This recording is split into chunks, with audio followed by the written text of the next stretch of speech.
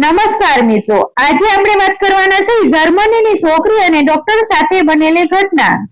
ગુજરાતના એક નાના ગામનો છોકરો જન્મથી સામાન્ય પરિવારનો, પણ સપનાઓ અસામાન્ય. બાળપણથી જ એને લોકોની સેવા કરવાની ઈચ્છા હતી, એટલે જ એને મહેનત અને સંઘર્ષથી એ ડોક્ટર બન્યો. ગામના લોકો માટે એ ગર્વનો વિષય હતો. એની આંખોમાં એક અજાણી ચમક હતી, દર્દીઓ સાજા કરવાની ખુશી અને જીવનમાં કંઈ મોટું કરવાની તલબ. એક દિવસ એને ખબર પડી કે એને જર્મનીમાં એડવાન્સ મેડિકલ ટ્રેનિંગ માટે પસંદ કરવામાં આવ્યો છે. આ સમાચાર સાંભળીને ગામમાં ખુશી લહેર ફરી વળી, પણ મનનના મનમાં થોડી ગભરાટ પણ હતી. નવી જગ્યા, નવી ભાષા, નવા લોકો, છતાં સપનાઓ માટે જોખમ લેવું પડે જ. જર્મની પહોંચ્યા પછી પ્રથમ દિવસ એ માટે સંપૂર્ણ અજાણ્યો હતો.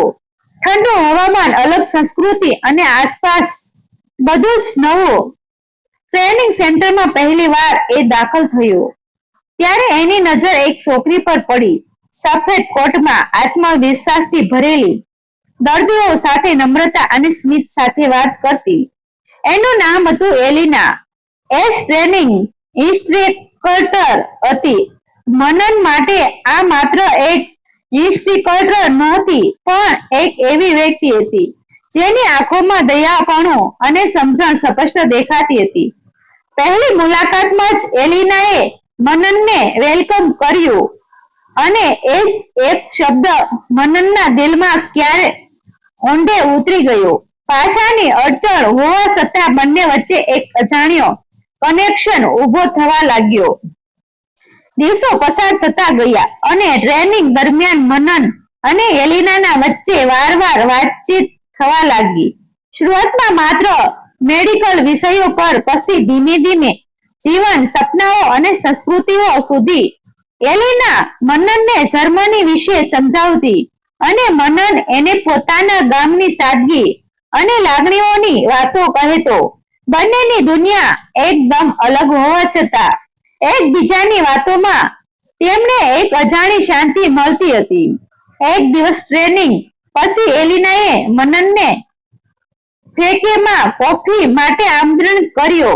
એ ક્ષણ મનન માટે ખાસ હતી, કારણ કે એ માત્ર એક આમંત્રણ નહોતું, પણ એક નવી લાગણીની શરૂઆત હતી. કેફેમાં બેઠા બેઠા બંનેએ ઘણી વાતો કરી. એલિનાએ કહ્યું કે એને લોકોની મદદ કરવી ગમે છે અને એ માટે જ એ ડોક્ટર બની. મનનને લાગ્યું કે એ માત્ર સુંદર જ નથી, પણ દિલથી પણ ખૂબ જ સુંદર છે.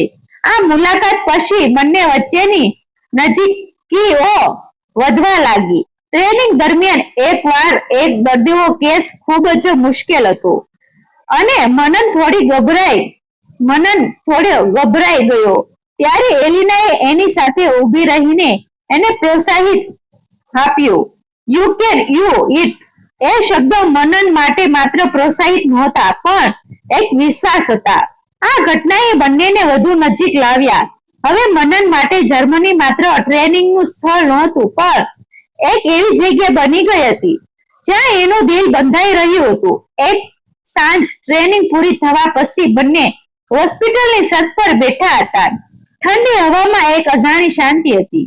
એલિનાએ પૂછ્યું, મનન, તું પાછો ઇન્ડિયા જઈશ પછી મને યાદ રાખીશ? આ પ્રશ્ન સાંભળીને મનન થોડી ક્ષણ માટે ચૂપ રહી ગયો. એના દિલમાં હજારો લાગણીઓ હતી, પણ શબ્દો ઓછા પડતા હતા. એણે માત્ર એટલું જ કહ્યું, કેટલાક લોકો ભૂલતા નથી. એ સાંજ પછી બંને વચ્ચેનું બંધન વધુ ગાઢ બન્યું, પરંતુ સમય કોઈ માટે અટકતો નથી. ટ્રેનિંગ પૂરી થવાની તારીખ નજીક આવી રહી હતી અને મનનના મનમાં એક ડર વધતો જઈ રહ્યો હતો. શું આ સંબંધ માત્ર અહીં સુધી જ રહેશે? શું આ પ્રેમ માત્ર યાદોમાં જ બંધાઈ જશે? એક દિવસ ટ્રેનિંગના છેલ્લા સપ્તાહમાં એક અચાનક ઘટના બની.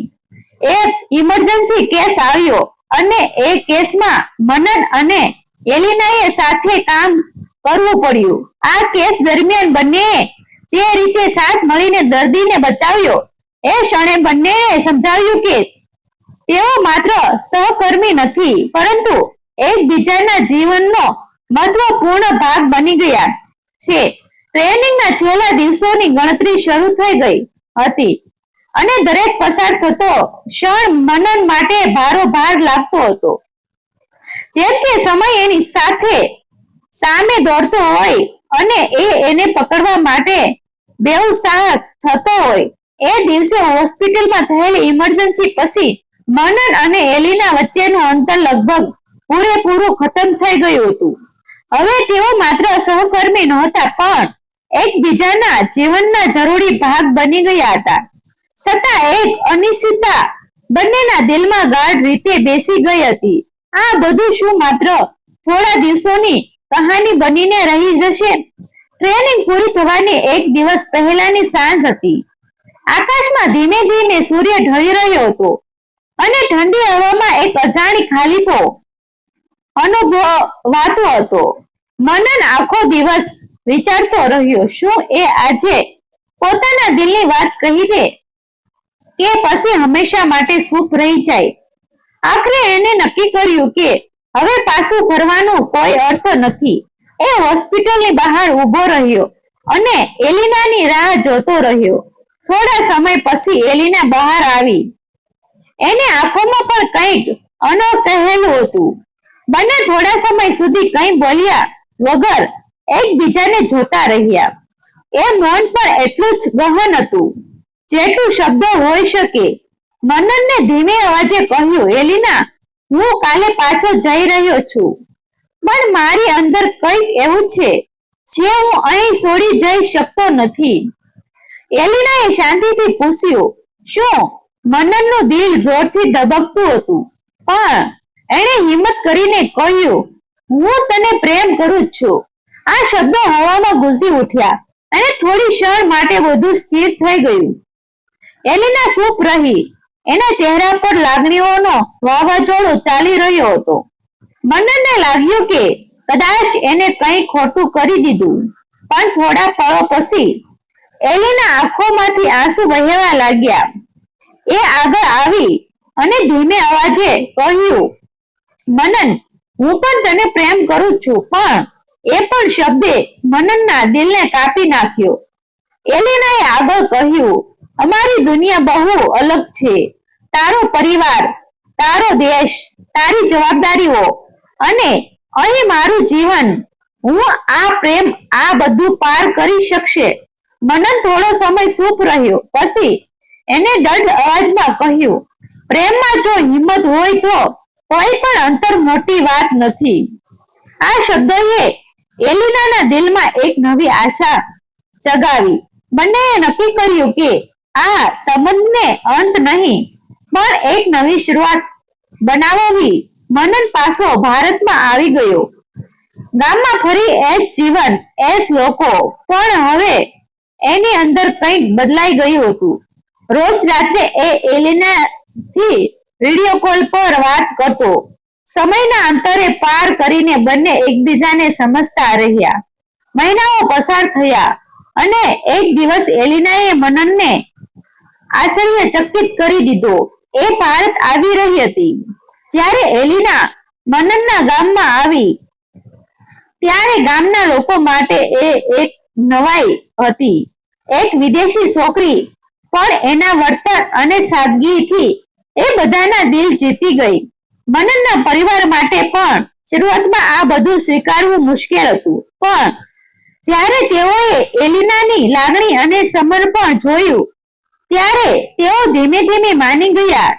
થોડા સમય પછી એક સિમ્પલ પણ દિલથી ભરેલી વિધિમાં મનન અને એલિનાને લગ્ન કરી લીધા. બે અલગ સંસ્કૃતિઓ, બે અલગ દુનિયાઓ, પણ એક જ પ્રેમથી જોડાયેલા. આ કહાની માત્ર પ્રેમની નથી પણ વિશ્વાસ, હિંમત અને સમર્પણની છે. જ્યાં અંતર અને સંજોગો સામે પણ દિલની લાગણીઓ જીતે છે.